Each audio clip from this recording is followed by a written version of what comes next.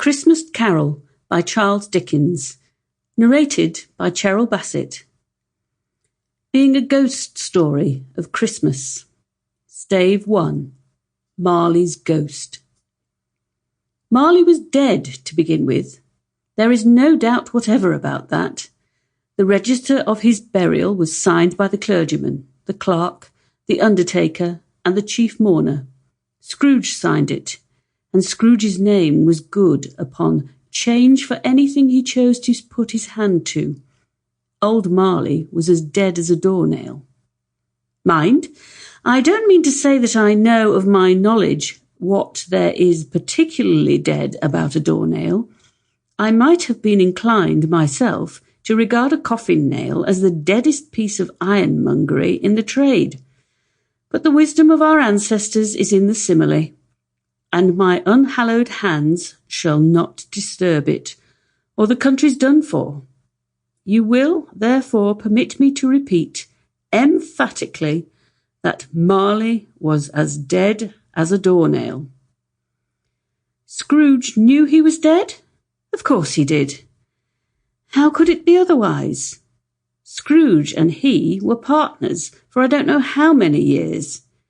Scrooge was his sole executor, his sole administrator, his sole assign, his sole residual legatee, his sole friend, and sole mourner.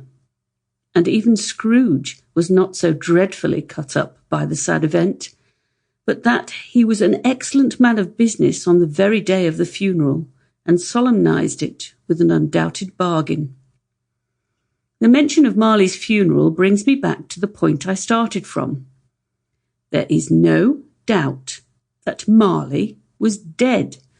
This must be distinctly understood, or nothing wonderful can come of the story I am going to relate. If we were not perfectly convinced that Hamlet's father died before the play began, there would be nothing more remarkable in his taking a stroll at night in an easterly wind upon his own ramparts than there would be in any other middle-aged gentleman rashly turning out after dark in a breezy spot. Say St. Paul's churchyard, for instance, literally to astonish his son's weak mind. Scrooge never painted out old Marley's name. There it stood, years afterwards, above the warehouse door. Scrooge and Marley. The firm was known as Scrooge and Marley. Sometimes people new to the business called Scrooge, and sometimes Marley. Sample complete. Ready to continue?